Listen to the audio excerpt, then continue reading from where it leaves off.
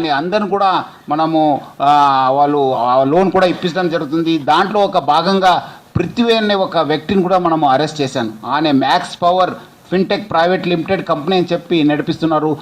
Loan అంటే మీకు 9% 10% ఉంటుంది, బట్ ఈయన 18% to 22% ఛార్జ్ చేసి వాళ్ళకు లోన్ ఇప్పిస్తున్నారు. సో చాలామంది మోసపోతున్నారు. చాలామంది గ్రామీణ ప్రాంతం ఉన్న వాళ్ళకు వాళ్ళకు అంత సొమ్మత లేకపోయినా ఈ లోన్ తీసుకొని చాలామంది నష్టపోతున్నారు. ఈ పృథ్వీ అనేవాడిని కూడా మనము అరెస్ట్ చేశాను. అట్లానే వీళ్ళు కారు విల్లాస్ పెద్ద పెద్ద విల్లాస్ చూపించి వాళ్ళందరూ కూడా మభ్య పెడుతున్నారు. ప్లస్ ఈ మధ్యలో సోషల్ మీడియాలో కూడా చాలా ప్రమోట్ చేయడం జరుగుతుంది. ఇన్స్టాగ్రామ్లో, టెలిగ్రామ్స్లో, వాట్సాప్ గ్రూప్స్లో ఈ అంతా చేయడం జరుగుతుంది. సో పబ్లిక్ అందరు కూడా నేను కోరుతున్నాను, అందరు కూడా అలర్ట్ ఉండాలి. ముఖ్యంగా యూత్, చాలామంది యూత్స్ మోసపోతున్నారు. ఐటీ కంపెనీస్లో మోసపోతున్నారు. పెద్ద పెద్ద ఐటీ కంపెనీస్ అయిన కాగ్నిజెంట్, జెన్పాక్, యాక్సెంచరు, కాగ్నెమ్, ఇన్ఫోసిస్ చాలా అంటే చాలా ర్యాంపెంట్ ఉంది.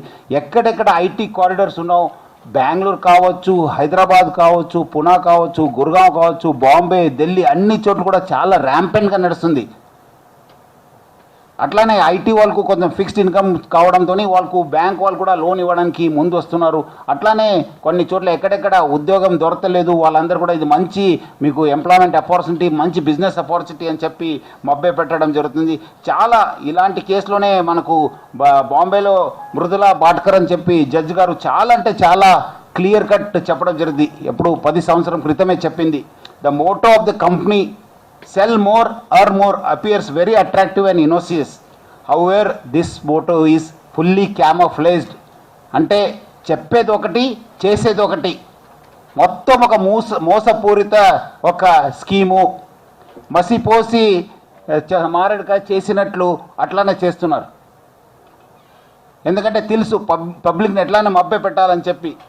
Plus this company stands on a basic statement that people can be fooled. Public అందరిని కూడా మభ్య పెట్టొచ్చమే ఒక దృఢ సంకల్పంతోనే ఈ ఒక కంపెనీ నడుస్తుంది. Thus the true motto is to sell more, earn more by fooling people. In fact it's a chain where a person is fooled and then is train to fool others to earn money. వాళ్ళు అందరు కూడా ఏం చేశారు, first fool కావడము, మళ్ళీ వేరే వాళ్ళని pool చేయడము, అదే మెయిన్ లక్ష్యము. ఫర్ దాట్ పర్పస్ అంతకుముందు చెప్పినట్లు పెద్ద పెద్ద హోటల్లో వర్క్షాప్స్ కండక్ట్ చేస్తారు, స్టడీ అండ్ బిజినెస్ మెటీరియల్ ఇస్తారు, మీరు చాలా పెద్ద పెద్ద బుక్స్ ఇస్తారు, మీరు ఆకాశమే మీ హద్దు, మీకు అంతా వైకుంఠంలో ఇది చూపిస్తారు కదా, అట్లా అరచేతిలో వైకుంఠం చూపించినట్లు చేస్తారు వాళ్ళు. Provided with jugglery of words, promises and dreams. Thus the deceit and the fraud is camouflaged under the name of e-marketing and business. The claim that the wellness products, that is the biodisc and cheap pendant, are medicinal and spiritual products are after all a matter of faith. It's a chain where a person is fooled and then is trained to fool others to earn money అని చెప్పి చాలా అంటే చాలా clear cut చెప్పడం జరిగింది. మన supreme court కూడా చాలా క్లియర్ చెప్పింది. ఇదంటే ఇది ఒక కురెన్ చాకో వర్సెస్ స్టేట్ ఆఫ్ కేరళలో చాలా ఇది ఒక మ్యాథమెటికల్ ఇంపాసిబిలిటీ. డబ్బులు సంపాదిస్తారు ఈ ఒక స్కీమ్ ద్వారా అనేది ఇట్స్ ఇంపాసిబుల్, మ్యాథమెటికల్ ఇంపాసిబిలిటీ. ఎవరు కూడా డబ్బులు సంపాదించరు. కింద ఉన్న వాళ్ళంతా బకరాలు అవుతారు, పైన ఉన్న వాళ్ళు ఎవరు షేర్ హోల్డర్సు, ఎవరు డైరెక్టర్సు, ఎవరు ఎండీసు వాళ్ళే లాభం పొందుతారు. కింద ఉన్న వాళ్ళందరూ కూడా బకరా. చాలా క్లియర్ కట్ చెప్పింది. Paul can be rob to pay petrol. ఒకరిని దొంగిలించి ఇంకోటి వాళ్ళకి డబ్బులు ఇవ్వడము. That is the motto of all the schemes. So public అందరూ కూడా అలర్ట్ ఉండాలని చెప్పి కోరుతున్నాను. దీంట్లో మన ఆఫీసర్స్ చాలా ఒక నెల నుంచి చాలా కష్టపడినారు. చాలామంది విట్నెసెస్ ఐడెంటిఫై చేశారు, చాలామంది డాక్యుమెంట్ కలెక్ట్ చేశారు. సిట్టు చాలా బాగా పనిచేసింది. ఇది ఇంకా ఇన్వెస్టిగేషన్ కంటిన్యూ కావడం జరుగుతుంది. ఇంకా చాలామంది మనకు వచ్చి కంప్లైంట్ ఇవ్వడం జరుగుతుంది. చాలామంది విట్నెస్ ఇస్తున్నారు. మనకు కూడా వేరే కన్సర్న్డ్ డిపార్ట్మెంట్స్ కూడా అలర్ట్ చేశాను. ఎన్ఫోర్స్మెంట్ డైరెక్టరేట్ ఆల్రెడీ దీనిపైన కేసు ఉన్న వాళ్ళు కూడా అలర్ట్ చేసి ఇట్లా కేసు అయిందని చెప్పి వాళ్ళ దృష్టి కూడా తీసుకెళ్లడం జరిగింది. సో ఈ ఒక్క కేసుని మనం ఇంకా ముందుకు వెళ్ళడం జరుగుతుంది. పబ్లిక్ అందరూ కూడా అప్రమత్తం ఉండాలని చెప్పి నేను మరీ కోరుతున్నాను. QNet is nothing but A pure money circulation scheme. వాళ్ళు ఏదో మాట చెప్పినా మీరు నమ్మొద్దు. ఎవరో వచ్చి మీకు బిజినెస్ ఆపర్చునిటీ ఉంది, మీరు సెకండ్ ఇన్కమ్ చేసుకోవచ్చు, మీరు ఏం లేదు ఒకరిని జాయిన్ చేస్తే అవుతుందని చెప్పి మీరు చెప్తే నమ్మొద్దు. అట్లానే మీకు లోన్ ఇప్పించి మీకు ఇన్వెస్ట్మెంట్ చేపిస్తారంటే కూడా నమ్మొద్దు. లేదంటే చాలామంది మోసపోతారు. ఉన్న ఇన్కమ్ అంతా వాళ్ళు వచ్చే శాలరీ అంతా ఈ ఒక ఇంట్రెస్ట్ కోసమే సరిపోతుంది. చాలామంది ఇప్పుడు చూశారు కదా, హరికృష్ణ అనే వ్యక్తి ఆయన 5 లక్షల రూపాయలు మోసం కావడం జరిగింది. ఆయన కూడా ఏం కంపెనీ ఆయనకి ఏం చెప్పలేదు, ఏ కంపెనీ చెప్పలేదు. తర్వాత తెలిసింది దానికి ఇది ఒక క్యూనెట్ కంపెనీ, ఇది ఇట్లా నడుస్తుందని చెప్పి ఆయనకు అది ఆయనకు మనసుకి ఒప్పుకోలేదు. అనే మళ్ళీ వేరే వాళ్ళకి ఎట్లా మోసం చేస్తారని చెప్పి చివరిగా ఆయన ప్రాణ త్యాగం చేయాల్సి వచ్చింది. సో ఎంతోమంది మానసికంగా చాలా ఒక ఎగోనికి గురి అవుతున్నారు. సో ప్రజలు ముఖ్యంగా ఈ పేరెంట్స్ ఉన్న వాళ్ళు అందరు కూడా ఐటీ కంపెనీస్ అందరు కూడా రాయడం జరుగుతుంది. ఐటీ కంపెనీ వాళ్ళకి ఇలాంటి మీ దగ్గర స్కీమ్స్ నడుస్తున్నావు, మీరందరూ కూడా చాలా జాగ్రత్త ఉండాలి, మీ ఎంప్లాయీస్ కూడా చెప్పాలి. ఎందుకంటే వాళ్ళు కేసులు ఇన్వాల్వ్ అయితే ఆ కంపెనీ పేరు కూడా వస్తుంది. ఈరోజు కాగ్నిజెంట్ కావచ్చు, జెన్పాక్ కావచ్చు, ఇన్ఫోసిస్ కావచ్చు, టీసీఎస్ కావచ్చు, వాళ్ళందరి పేరు బయట వస్తుంది. వాళ్ళు కూడా బాధ్యత ఉంది. ఎందుకంటే వాళ్ళు ప్లేస్ని ఇలాంటి ఒక మోసపూరిత స్కీమ్ని ప్రమోట్ చేయడానికి యూజ్ చేస్తున్నారు. అట్లానే ఇప్పుడు ఎక్కడెక్కడ చేశారో వాళ్ళందరూ కూడా మనం నోటీస్ ఇవ్వడం జరుగుతుంది. ఈరోజు మనం దాదాపు 32 మంది అరెస్ట్ చేశాను, ఇంకా చాలామంది అరెస్ట్ చేశాను. దీంట్లో ఎవరు బ్యాంకర్స్ ఉన్నా ఎవరెవరు ఉన్నా వాళ్ళందరూ కూడా అరెస్ట్ చేస్తాను.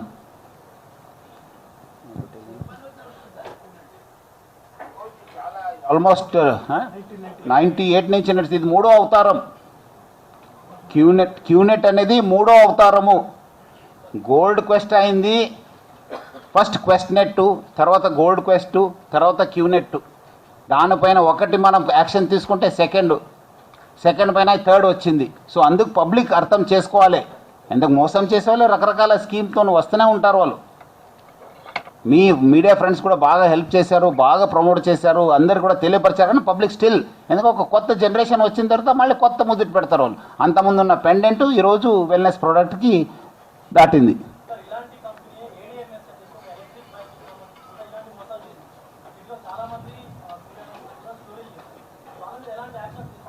కంప్లైంట్ వస్తే డెఫినెట్లీ యాక్షన్ తీసుకుంటాను నేను కూడా.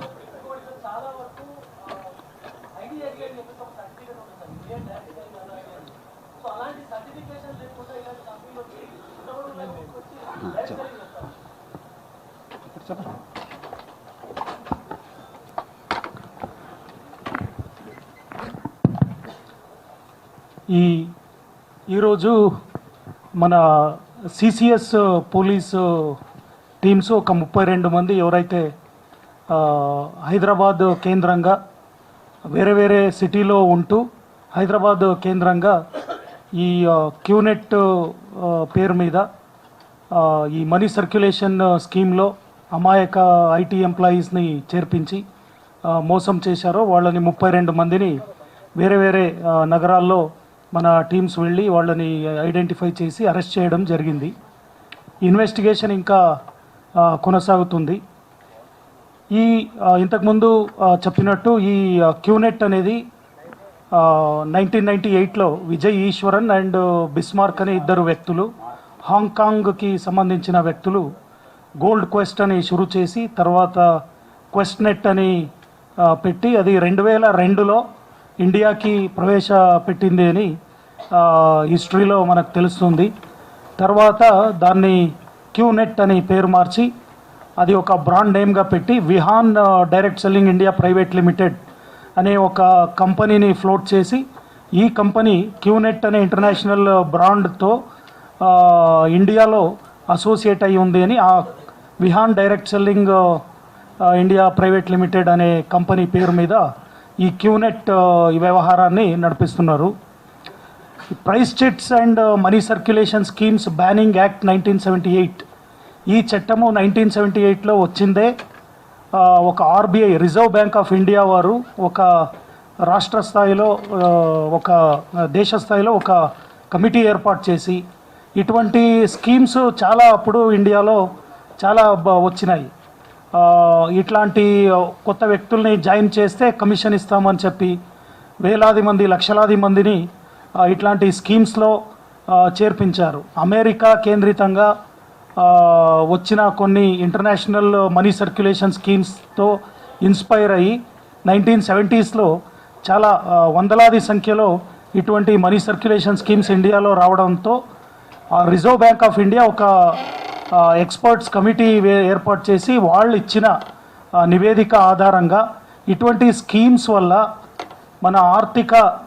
మన దేశ ఆర్థిక వ్యవస్థకు ఎటువంటి ఆటంకాలు ఉంటాయని వాళ్ళు విస్తృతంగా అధ్యయనం చేసి వాళ్ళు ఇచ్చిన నివేదిక ఆధారంగా ఆర్బీఐ రిపోర్ట్ గవర్నమెంట్ సబ్మిట్ చేస్తే దాని మీద ఈ price chits and money circulation schemes banning act అనే చట్టమే వచ్చింది.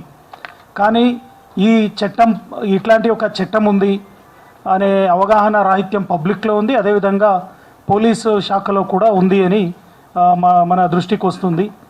ఇటువంటి చట్టము ఉన్నది, దీన్ని అమలు చేసి ఇటువంటి మనీ సర్క్యులేషన్ స్కీమ్స్ని అరికట్టాలనే అవగాహన రాహిత్యం పబ్లిక్ అండ్ పోలీస్ ఇద్దరిలో ఎందుకు ఉంది అంటే, డబ్బులు కట్టి పోగొట్టుకునే వాళ్ళందరూ చిన్న చిన్న స్కీమ్స్లలో 5,000, 10,000 ఇంత తక్కువ అమౌంట్ మోసపోతే ఎవరు కంప్లైంట్ ఇవ్వరు. కాబట్టి ఆ 10,000కు ఎందుకు పోలీస్ స్టేషన్ చుట్టూ తిరగాలి, కోర్టుకు వెళ్ళాలని చెప్పి ఎవరు కంప్లైంట్ ఇవ్వకపోయేది. దాన్నే వాళ్ళు ఆసరాగా తీసుకొని రకరకాల పేరు మీద, ఇంతకుముందు మీరు కూడా చెప్పారు ఎలక్ట్రిక్ స్కూటర్ పైన అని, ఇట్లా ఏ వస్తువు అయితే ఆ వస్తువు పేరు పైన ఇట్లా మనీ సర్క్యులేషన్ స్కీమ్స్ని ఏర్పాటు చేసి వాళ్ళు ఈ వ్యవహారాన్ని నడిపిస్తారు. తక్కువ అమౌంట్ని ఎక్కువ ప్రజలని మోసం చేసి తక్కువ అమౌంట్కి మోసం చేస్తే ఎవరు కంప్లైంట్ ఇయ్యరు అనేది ఒక సిద్ధాంతం వాళ్ళది. దాని మీద నమ్మకం పెట్టుకొని వాళ్ళు చేస్తారు. బట్ క్యూనెట్ అనేది ముందు ఇట్లనే షురూ చేశారు. బట్ ఇది ఎంతమందిని చేర్పిస్తాం ఇట్లా అని చెప్పి వాళ్ళు they have increase the size of money. ఇప్పుడు ఎంట్రీ లెవెల్లోనే మీరు ల్యాక్స్లో కట్టించుకుంటారు. 4 lakh, 5 lakh, 8 lakh, 10 lakhs ఇట్లా కట్టించుకొని వాళ్ళు ఇంతకుముందు సామాన్య ప్రజల్ని మోసం చేసే దృష్టిలో ఉన్నవాళ్ళు ఇప్పుడు ఈ లోయర్ అండ్ మిడిల్ ఇన్కమ్ గ్రూప్లో ఉన్న యూత్ అండ్ అన్ఎంప్లాయిడ్ యూత్ ఎవరైతే జాబ్ ఆస్పిరెంట్స్ ఉంటారో వాళ్ళని టార్గెట్ చేస్తే వాళ్ళు ఎక్కువ డబ్బులు కడతారని. ఇంతకుముందు సిపి గారు ఏదైతే ముంబై హైకోర్టు జడ్జ్మెంట్లో ఒక లైన్ చదివారో, పీపుల్ కెన్ బి ఫూల్డ్, మనిషిని మోసం చేయొచ్చు అనే ఒక మూల తత్వ సిద్ధాంతం అది. దాంట్లో వాళ్ళకి నమ్మకం ఉంది. ఒక మనిషిని మోసం చేయొచ్చు అనే దానిపైన వాళ్ళు నమ్మకం పెట్టుకొని, అట్లాంటి నమ్మకం ఉన్న వ్యక్తులు, అట్లాంటి ఒక నిజాన్ని గ్రహించిన వ్యక్తులు దాన్ని అమల్లోకి తీసుకురావాలని రకరకాల బుక్స్ రాసి, పర్సనాలిటీ డెవలప్మెంటు అది ఇది, మీరు ఎట్లా తొందరగా మీరు తక్కువ శ్రమంతో మీరు ఎట్లా ధనికులు అవ్వచ్చు అని ఇట్లా రకరకాల బుక్స్ రాసి, ఆ బుక్స్ అన్నీ వీళ్ళు ఇట్లాంటి ట్రైనింగ్కి వాడుకొని ఇట్లా అమాయక ప్రజల్ని మోసం చేస్తున్నారు.